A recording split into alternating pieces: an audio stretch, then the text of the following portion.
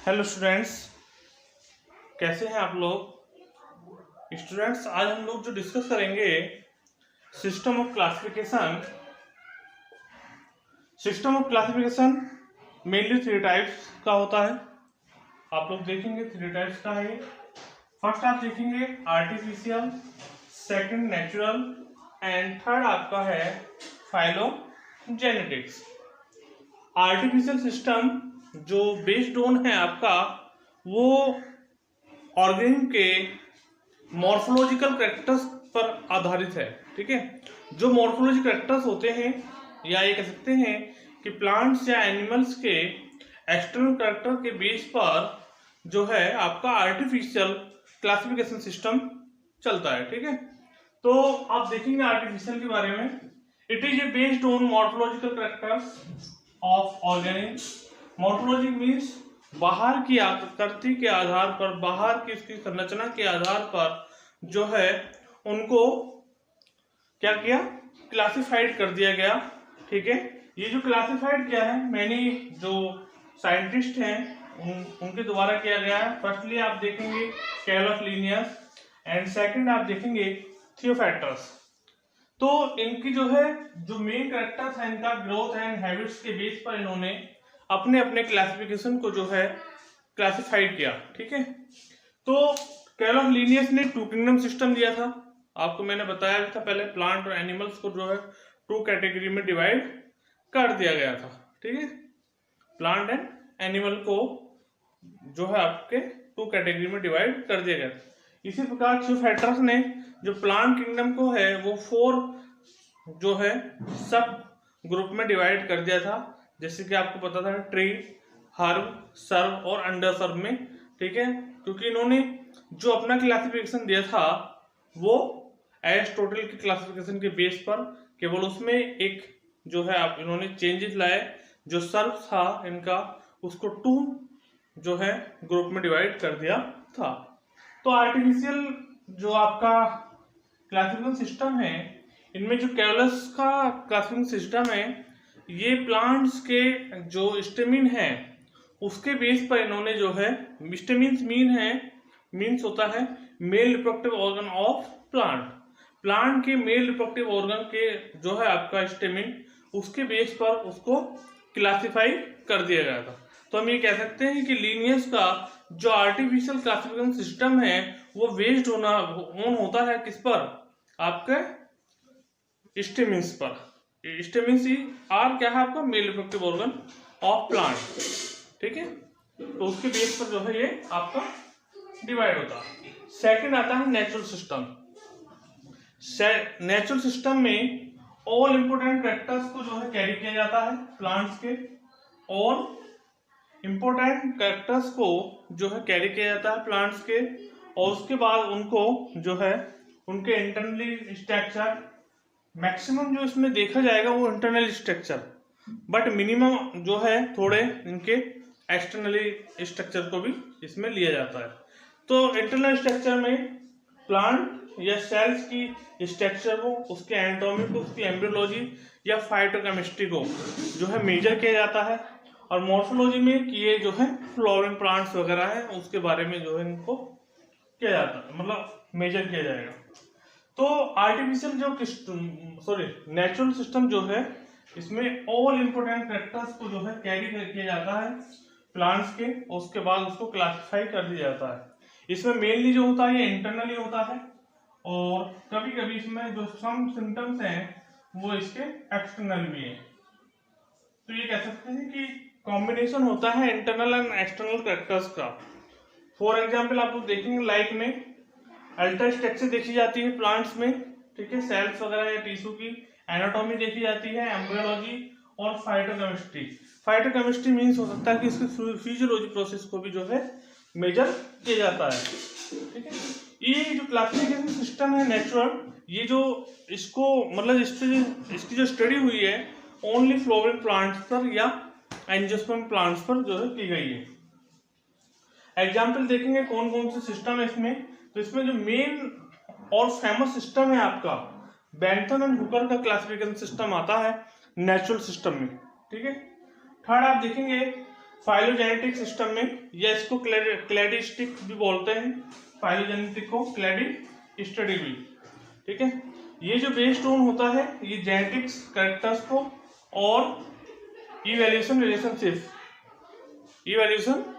Relationship को जो है दोनों का जो है कॉम्बिनेशन इसमें होता है कि प्लांट्स की जो जेनेटिक्स है, ठीक है, उसके जो जेनेटिक फीचर हैं उनको जो है मेजर किया जाएगा। दूसरा इवोल्यूशनरी जो रिलेशनशिप है, क्या उनमें चेंजेस आई हैं, क्या डेवलप आई हैं, क्या ये एडेप्टेड हो सकता है या नहीं हो सकता, उन सारे कैरेक्टर्स को फाइलोजेनेटिक जो है सिस्टम के अंदर जो है रखा जाता है, ठीक है। इसमें जो वो आते हैं क्या बोलते हैं सिस्टम, सबसे ज्यादा फेमस आता है 1942 में दिया गया आपका ओसवाल्ड टिप्पो का जो क्लासिफिकेशन सिस्टम है वो फाइलोजेनेटिक टाइप का क्लासिफिकेशन सिस्टम है और ये बहुत ही फेमस है। इन्होंने प्लांट्स और एनिमल्स को डिफरेंट टाइप से जो है प्लांट्स किंगडम को बहुत अच्छे से जो है इन्होंने अपना एक्सप्लेन किया है।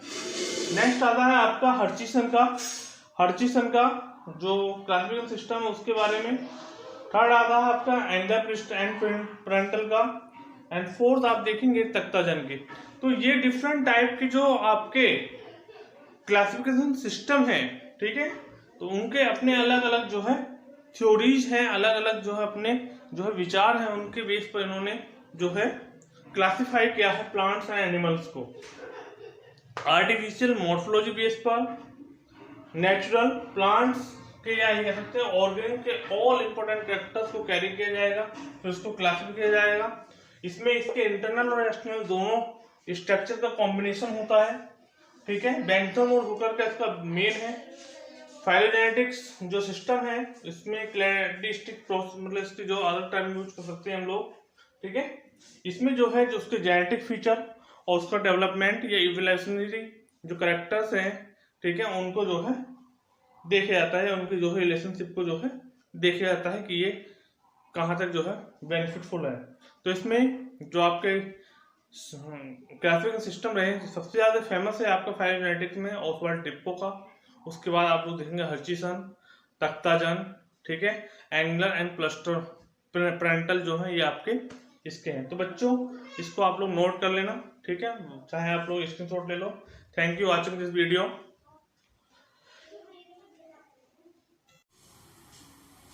नेक्स्ट पॉइंट है बच्चों आपका कुछ क्लासिफिकेशन से संबंधित टर्मिनोलॉजी है, उसके बारे में आप लोगों को समझना बहुत जरूरी है, ठीक है।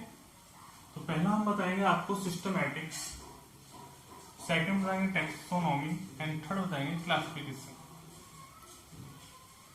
सिस्टमैटिक जो वर्ड है ये मेडअप हुआ है, एक लैटिन वर्ड है। कैसा वर्ड है? लैटिन, ठीक है, एक लैटिन वर्ड है सिस्टेमा,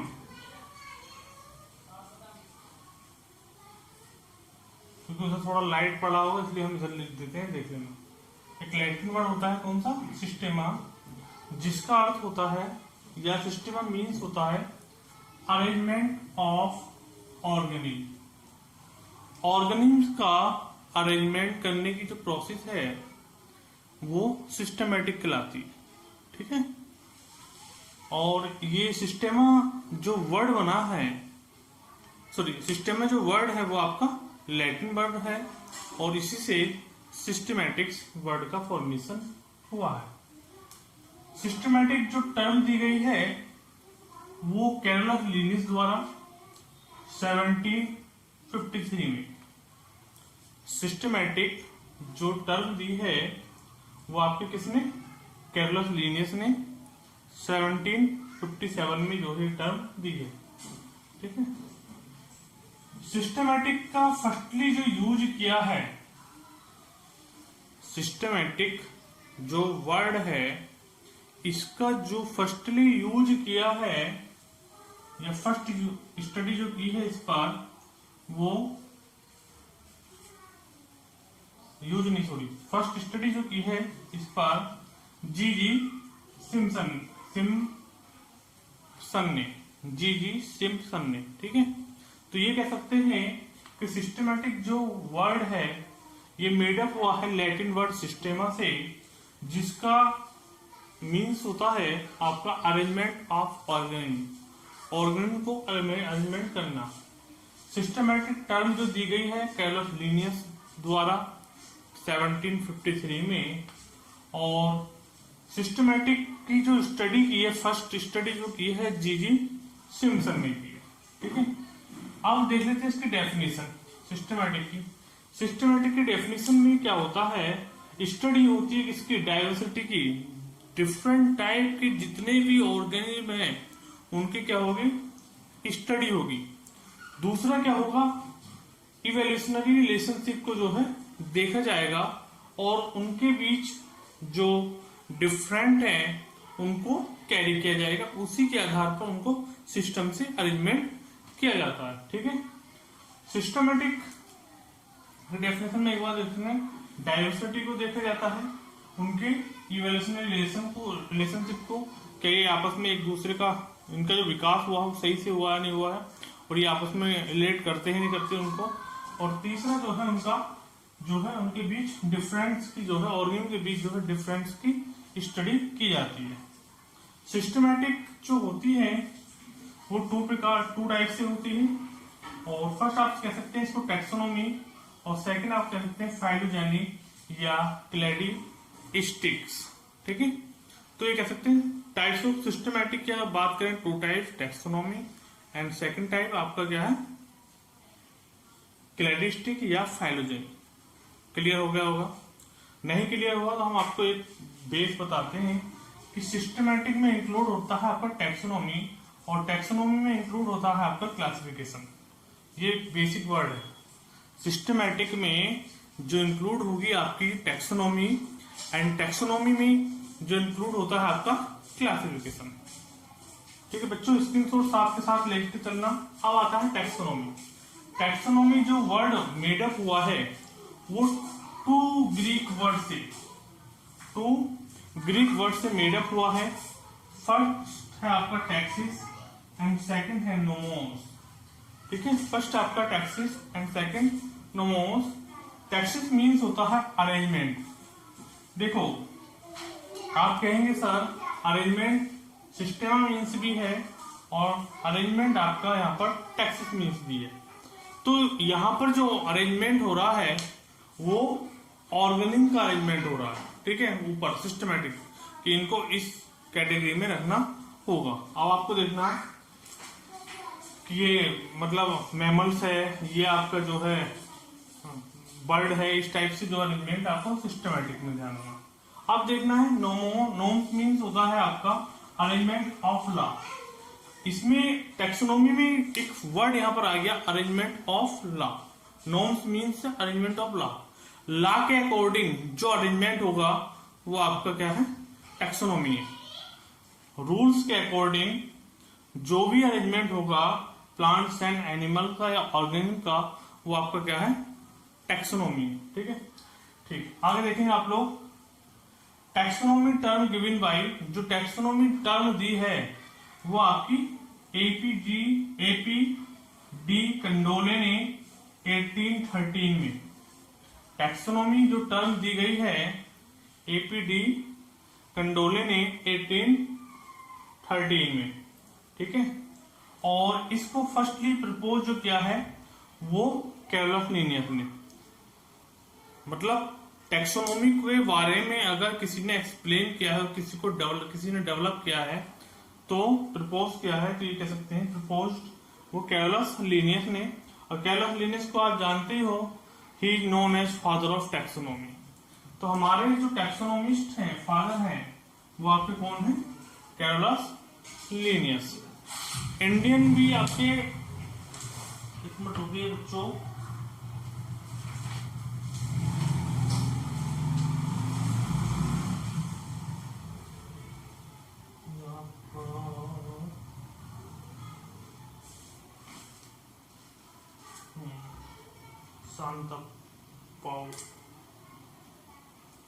एक वर्ड है यहाँ पर देखिए, एक नोट कर लेना आप लोग। इंडियन टैक्सोनॉमिस्ट जो है आपके एच शांतापाउ,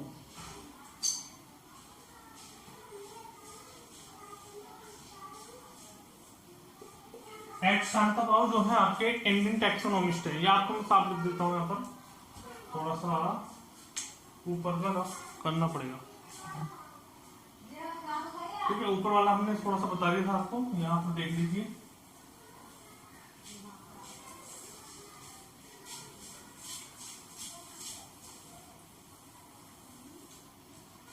ठीक है,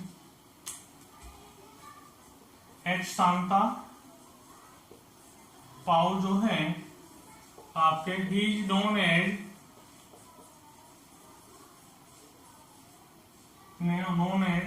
फादर ऑफ इंडियन टैक्सोनॉमिस्ट या टैक्सोनॉमी, ठीक है। एच शांतापाउ जो है वो इंडियन टैक्सोनॉमिस्ट है या टैक्सोनॉमी है, ठीक है। आप देखेंगे कि डेफिनेशन में स्टडी टैक्सोनॉमी के अंदर जो स्टडी होगी, ठीक है, प्लांट्स या ऑर्गेनिज्म के, एनिमल या ऑर्गेनिज्म के आइडेंटिफिकेशन की, उसके नोमेनक्लेचर के, उसकी क्लासिफिकेशन की, ठीक है, इसमें स्टडी होती है। टैक्सोनॉमी में प्लांट्स की पहचान होती है, उसको नाम दिया जाता है और उसको क्लासिफाई किया जाता है कि हाँ ये प्लांट्स का नाम है या ऑर्गेनिज्म का नाम है। प्लांट या एनिमल दोनों की बात होगी, ऑर्गेनिज्म का नाम है, ये इसकी पहचान है और ये इसको इस ग्रुप में रख दिया गया है, ये इसमें होता है। अब आती है बात कि टाइप्स ऑफ टैक्सोनॉमी। टैक्सोनॉमी जो होती है आपकी 3 टाइप्स की होती है, अल्फा टैक्सोनॉमी, बीटा टैक्सोनॉमी और ओमेगा टैक्सोनॉमी।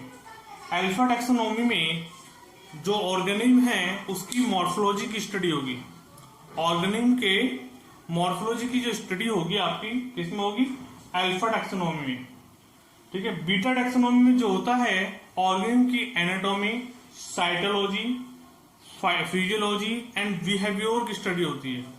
तो पहले में आप लोग ने देखा कि जो अल्फा वाली है, अल्फा टैक्सोनॉमी है, इसमें वाह्य स्ट्रक्चर की स्टडी हो रही है, जबकि बीटा में बॉडी के इंटरनल मींस एनाटॉमी, उसकी physiology process, cytology and behaviour की जो है स्टडी हो रही है। और ओमेगा में जो है इसके एटमोस्फेयर में जो रिलेशनशिप है, ठीक है, इवोल्यूशन रिलेशनशिप, कैसे कैसे डेवलपमेंट हुआ है और कैसे कैसे वो रिलेट कर रहा है, उसके बारे में ओमेगा टैक्सोनॉमी के अंतर्गत स्टडी होगी, ठीक है।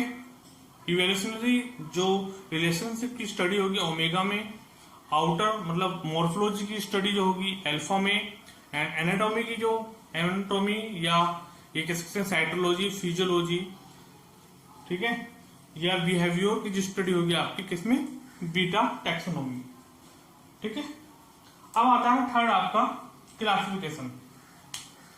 तो हमने आपको अभी क्लासिफिकेशन के बारे में थोड़ा बताना है। ये जो एक वर्ड है क्लासिफिकेशन वर्ड जो है ये एक इंग्लिश वर्ड है और इसका जो मीन्स होता है वो क्लासिफिकेशन ही होता है, ठीक है, किसी को वर्गीकृत करना या क्लासिफाइड करना, इसका अर्थ जो होगा। और इसकी जो टर्म है मेनली किसी ने दी नहीं है, लेकिन फिर भी ये माना जाता है कि इसकी जो टर्म है कैरोलस लीनियस द्वारा दी गई है। तो ये कह सकते हैं कि term given by Carolus Linnaeus. तो इसमें क्या है आप देखो डेफिनेशन में, study of ordering of any organism.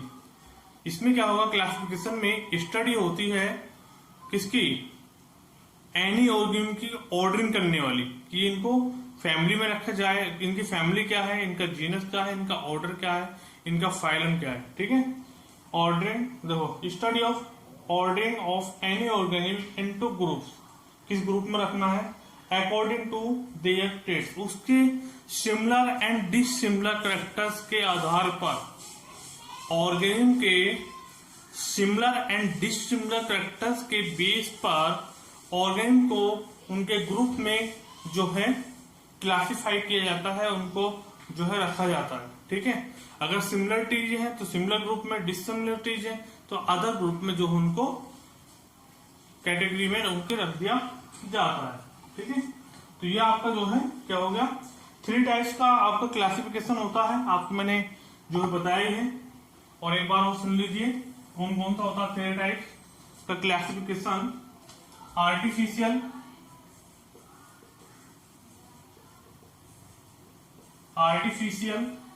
Classification, दूसरा है आपका नेचुरल क्लासिफिकेशन और तीसरा है आपका फाइलोजेनेटिक्स क्लासिफिकेशन।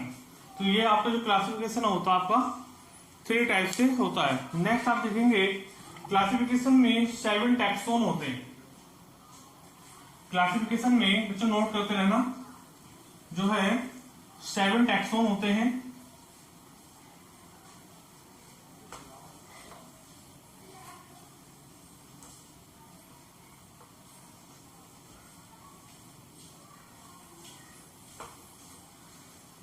क्लासिफिकेशन में जो होते हैं आपके 7 टैक्सोन।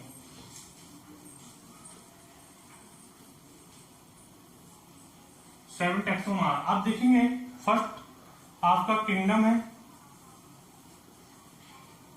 सेकंड आपका फाइलम, थर्ड आपका क्लास, फोर्थ आपका ऑर्डर, फिफ्थ आपका फैमिली, सिक्स आपका जीनस एंड सेवेंथ आपका जो है वो स्पीसीज होती है। ठीक है, फाइलम भी बोल सकते हैं। अगर हम प्लांट की स्टडी कर रहे हैं तो यहाँ पर डिवीजन भी बोल सकते हैं। तो जो किंगडम है वो आपका लार्जेस्ट यूनिट होती है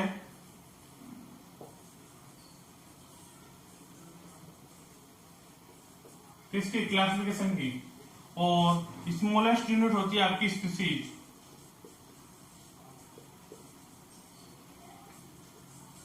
ठीक है, लार्जेस्ट यूनिट आपका क्या है, वो आपका किंगडम है, और स्मॉलेस्ट यूनिट आपकी क्या है, ये आपकी स्पीसीज है। तो बच्चों ध्यान से इसको जो है मतलब लिखना है, बाकी हम जो टैक्सोन है वो आगे एक्सप्लेन कर देंगे। Thank you watching this video.